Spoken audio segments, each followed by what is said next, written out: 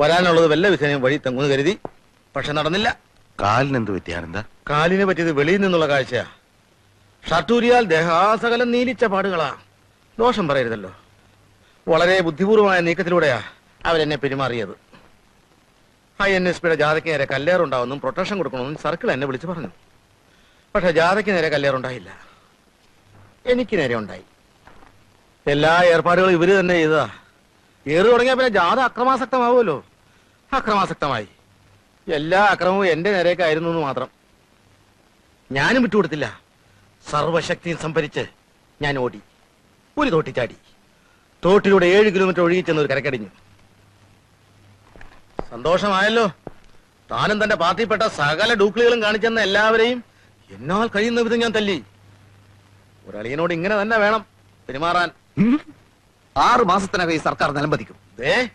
എനിക്കിനി മേലും കീഴ് നോക്കാനില്ല. പ്രമോഷൻ, CMന്റെ സെക്യൂരിറ്റി ചീഫ്, എന്തെല്ലാം പ്രലോഭനങ്ങളായിരുന്നു. നേര് പറഞ്ഞാൽ ഞാനിവിടെ വന്നത് നിന്നെ കാണാൻ വേണ്ടിട്ടാ. ഇടിവെട്ടിയവനെ പാമ്പ് കടിച്ചെന്ന് പറഞ്ഞ കൂട്ടത്തില് തല്ലും മേടിച്ച് സ്റ്റേഷനിൽ ചെന്നപ്പോ അവിടെ കിടക്കുന്നു മനോഹരമായ ട്രാൻസ്ഫർ ഓർഡർ. കാസർഗോഡ് ജില്ലയിലെ ഏതോ ഒരു കാട്ടിലേക്ക്. പറയാൻ എനിക്ക് അർഹതയില്ല. എന്നാലും എന്നെ രക്ഷിക്കാൻ വല്ലതും ചെയ്യാൻ പറ്റുമെങ്കിൽ ചെയ്യാം. അല്ലേ ഞാൻ പോട്ടെ. ആനന്ദ, നീ ഇരിക്കാനൊന്നും നേരമില്ല. നാളെ ജോയിൻ ചെയ്യണം. ആനന്ദൻ ഓനെ ലതയും കുഞ്ഞുങ്ങളും. അതിനെപ്പറ്റി ഒന്നും ചോദിക്കണ്ട, എനിക്ക് ഭ്രാന്തായി പോവും. ആനന്ദ, നീ പോവാണോ? ചായ എടുക്കണ്ടേ? വേണ്ട വേണ്ട. അയ്യോ, നിന്റെ കാലിലെന്ത് പറ്റി? ഒന്നും പറ്റിയതല്ല. ഞാനേ ഒരു നാടകത്തിൽ ചട്ടുകാരനായിട്ട് അഭിനയിക്കുന്നുണ്ട്. അതിന്റെ റിഹേഴ്സൽ എടുത്തോണ്ടിരിക്കുക.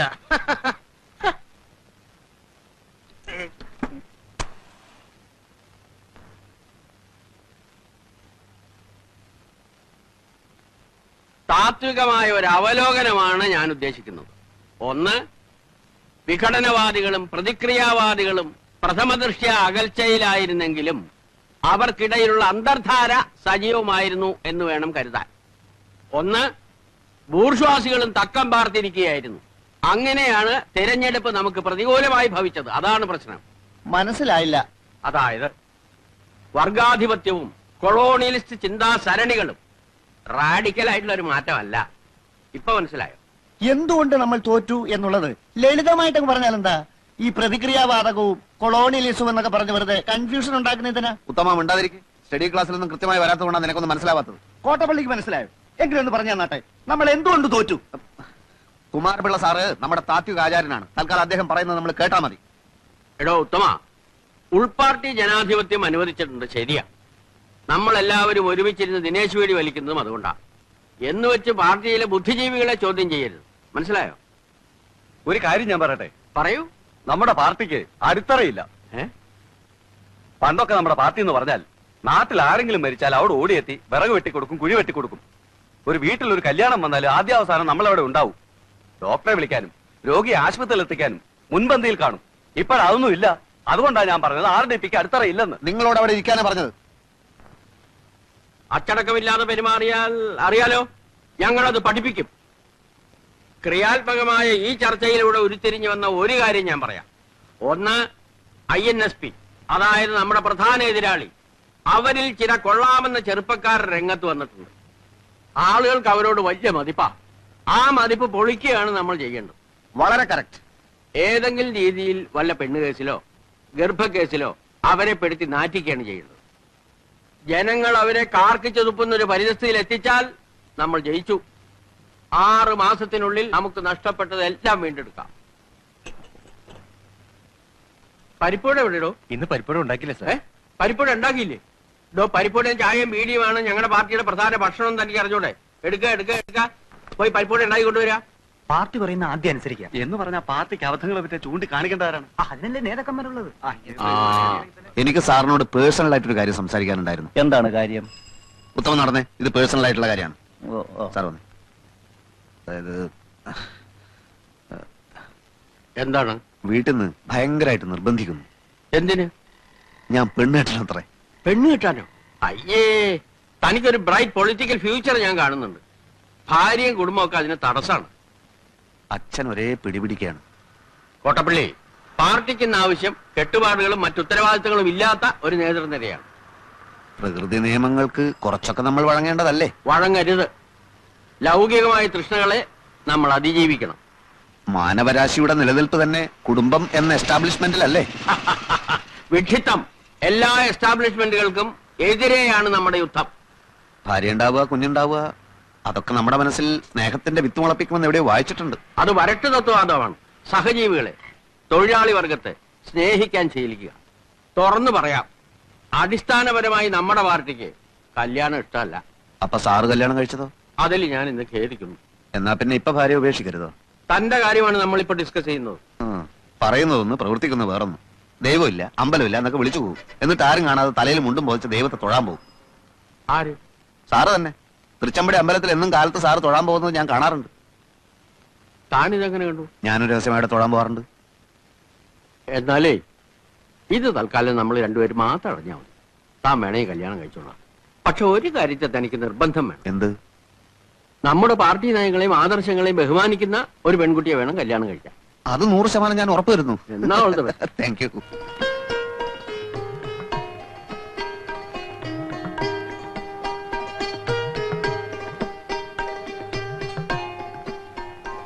ശരിക്കും നോക്കിക്കോളൂ. അപ്പൊ പറഞ്ഞൊക്കെ ഓർമ്മയുണ്ടല്ലോ, പാർട്ടിക്കാര് മിണ്ടരുത്, വക്കീലാണ്, കോടതി പോകും നോക്കിയാ പറഞ്ഞിട്ടുള്ളത്. അങ്ങനെ നുണ പറയേണ്ട കാര്യമൊന്നും എനിക്കില്ല. എന്താ? ഒന്നുമില്ല, ചില കോടതി കാര്യങ്ങൾ പറയായിരുന്നു.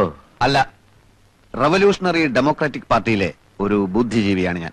ഒരു തമാശക്ക് സൈഡായിട്ട് ഉണ്ട്. തമാശക്കോ? പാർട്ടി എന്റെ ജീവാത്മാവും പരമാത്മാവുമാണ്. എനിക്ക് പെൺകുട്ടിയോട് ചില കാര്യങ്ങൾ ചോദിച്ചറിയാനുണ്ട്. അധ്വാനിക്കുന്ന തൊഴിലാളി വർഗത്തിന്റെ മോചനത്തിന് വേണ്ടി തോളോട് തോൾ ചേർന്ന് പ്രവർത്തിക്കാൻ തയ്യാറുണ്ടോ? പറയൂ. വേണ്ട, ഞാൻ തയ്യാറെടുപ്പിച്ചോളാം. കുട്ടിയുടെ സാമൂഹ്യ ബോധം എനിക്കൊന്ന് പരിശോധിക്കണം.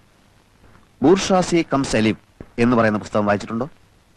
അല്ലെങ്കിൽ down trodden a question mark, അഡിൽ സക്സലിയുടെ പുസ്തകം? അതുമല്ലെങ്കിൽ ദാസ് ക്യാപിറ്റൽ? എന്താ വായനാശീലം ഇല്ലേ? അതൊക്കെയുണ്ട്. മംഗളം വാരികയിലും മനോരമയിലും വരുന്ന മിക്ക നോവലുകളും ഇവിടെ ഞങ്ങൾ എല്ലാവരും വായിക്കാറുണ്ട്. അത്രേ ഉള്ളൂ. ശരി, വായിച്ച നോവലുകളിൽ ഏറ്റവും ഇഷ്ടപ്പെട്ട നോവൽ ഏതാണ്? ഏതാ മോളെ? അത് ഏതായാലും പറഞ്ഞേക്ക്. ഏറ്റവും ഇഷ്ടപ്പെട്ടത് മനോരമയിലെ ഹവ ബീച്ച്. ഹവാ ബീച്ചോ? അതെന്ത് ബീച്ചാണ്? അതേതെങ്കിലും ഫോറിൻ ബീച്ച് ആയിരിക്കും. കോട്ടയം പുഷ്പനാഥനെയും മാത്യു മറ്റത്തിനെയും മോൾക്ക് വലിയ ഇഷ്ടാ. ഇഷ്ടം എന്ന് പറഞ്ഞാൽ അത് സാരമില്ല. എനിക്ക് ചില നിബന്ധനകൾ മുമ്പോട്ട് വെക്കാനുണ്ട്. കല്യാണത്തിന് ആർഭാടങ്ങളൊന്നും പാടില്ല. ഞങ്ങളുടെ പാർട്ടി ഓഫീസിൽ വെച്ച് വളരെ ലളിതമായ ഒരു ചടങ്ങ്. ഞാനൊരു രക്തഹാരം അങ്ങോട്ടണിയിക്കും, കുട്ടി ഒരു രക്തഹാരം ഇങ്ങോട്ടണിയിക്കും. അതിനുശേഷം അരമണിക്കൂർ നേരം ഞങ്ങളുടെ പാർട്ടി പ്രവർത്തകർ ഞങ്ങളുടെ പാർട്ടി സൂക്തങ്ങൾ ഉറക്കെ ചൊല്ലും. പിന്നെ ഒരു ഗ്ലാസ് നാരങ്ങ വെള്ളം. ചടങ്ങ് തീർന്നു. ഞാൻ അധികവും അണ്ടർഗ്രൗണ്ടിലായിരിക്കും, ഒളിവിൽ. ശ്രീമാൻ തോപ്പിൽ ഭാസിയുടെ ഒളിവിലെ ഓർമ്മകൾ വായിച്ചിട്ടില്ലേ? അതുപോലൊരു ജീവിതമായിരിക്കും മിക്കപ്പോഴും. NSP ഞങ്ങളെ വേട്ടയാടുകയാണല്ലോ. ചിലപ്പോൾ ലോക്കപ്പിലോ ജയിലിലോ ആയെന്ന് വരാം. ഒരു വിപ്ലവകാരിയുടെ ഭാര്യ എന്തും സഹിക്കാൻ പ്രാപ്തയായിരിക്കണം. ചിലപ്പോൾ കുട്ടി വെടിയുണ്ടകൾ നേരിടേണ്ടി വന്നേക്കാം. അപ്പോൾ വിരിമാർ കാണിച്ചു കൊടുക്കേണ്ടി വരും. മോളകത്തേക്ക് വെക്കോ. അച്ഛനേരം നീ വന്നേ. താനൊരു ഭ്രാന്തനെയാണോ എന്റെ മോക്ക് ഭർത്താവായി കൊണ്ടുവന്നിരിക്കുന്നത്? എന്നോട് ക്ഷമിക്കണം, ഇത്രയും ഞാൻ പ്രതീക്ഷിച്ചില്ല. എത്രയും പെട്ടെന്ന് അവനെ പിടിച്ചോണ്ട് പോയില്ലെങ്കിൽ നല്ല ചുട്ട അടി കിട്ടും. പറഞ്ഞേ. അയ്യോ വേണ്ട വേണ്ട, ഇപ്പൊ പോയേക്കാം. എന്നിട്ടേ പോവാ. എന്റെ നിർദ്ദേശങ്ങളുടെ പ്രതികരണം പറഞ്ഞില്ല. പ്രതികരണം അറിയാൻ കാത്തു നിന്നാൽ കുഴപ്പം ചെയ്യും. അല്ലെ? എണീക്കാനല്ലേ പറഞ്ഞത്? അതൊക്കെ പോണ വഴിക്ക് പറഞ്ഞുതരാം. ഇനി ഇവിടെ നിൽക്കണ്ട. അതിൽ വലിയ തെറ്റൊന്നും ഞാൻ കാണുന്നില്ല.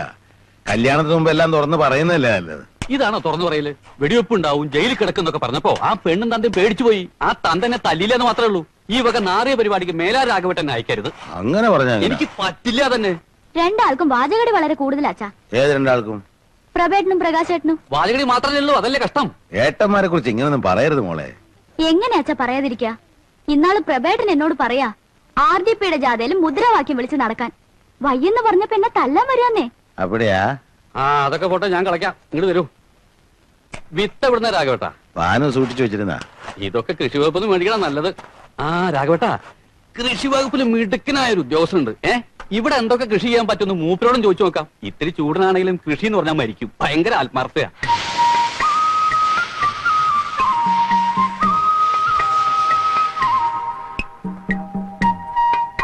കണ്ടില്ലേ, വളമല്ലത്, കീടനാശിനിയാണ്.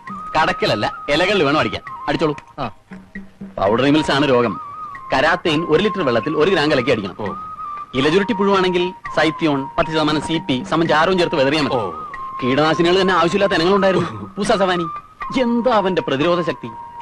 അച്ഛനാർക്ക് ഞാൻ ഒരിക്കൽ തന്നിട്ടില്ലേ വിത്ത്? ഉവ്വ് തന്നു. ആ നിങ്ങളിപ്പോ പൊയ്ക്കോ, സമയം പോലെ ഞാനങ്ങ് വന്നേക്കാം. ഈ മനുഷ്യൻ മരുന്നടിക്കാൻ അറിയില്ല. സോയിൽ ടെസ്റ്റ് ഉദയവാനൊരു പ്രശ്നമല്ല, ലാവിലേക്കേണ്ട കാര്യമില്ല. ഒരു പിടി മണ്ണ് വാരി ഒറ്റ നോട്ടത്തിൽ ഞാൻ പറയും ക്ഷാരമാണോ, അമ്ലത്തുണ്ടോ, വെള്ളക്കെട്ടുണ്ടോ, നൈട്രജൻ ശതമാനം എത്ര എന്നൊക്കെ. അത് കഴിഞ്ഞിട്ട് നമുക്ക് തീരുമാനിക്കാം എങ്ങനെ വളം ചെയ്യണമെന്ന്. മണ്ണ് ലാബിൽ അയച്ചാ അവിടെ ഉള്ളത് എന്താ? യന്ത്രങ്ങൾക്ക് തെറ്റുപറ്റാം, പക്ഷെ എനിക്ക് തെറ്റ് പറ്റില്ല. ഇപ്പൊ ലാബുകാർ തന്നെ അവരുടെ യന്ത്രങ്ങൾ തകരാറിലാകുമ്പോ മണ്ണിന്റെ സാമ്പിൾ എന്റെ അടുത്തേക്ക് അയക്കാം. ഞാൻ മിനിറ്റ് വെച്ച് പരിശോധിച്ച് റിസൾട്ട് അയച്ചു കൊടുക്കും. ഡിപ്പാർട്ട്മെന്റിൽ നിന്ന് തന്നെ എന്നെ പേടിയാ. മണ്ണുദയ ഭാനു എന്നാണ് അവർ സ്വകാര്യമായിട്ട് എന്നെ കളിയാക്കി വിളിക്കുന്നത്. എനിക്കത് കേൾക്കുമ്പോൾ ഉള്ളി സന്തോഷ. മണ്ണുദയ ഭാനു കൊള്ളല്ലേ? അപ്പൊ ശരി, പറഞ്ഞ പോലെ. ഭയങ്കരമായ ആള്. വെറും ഭയങ്കരനല്ല, ഭയഭയങ്കരമായ ആള്.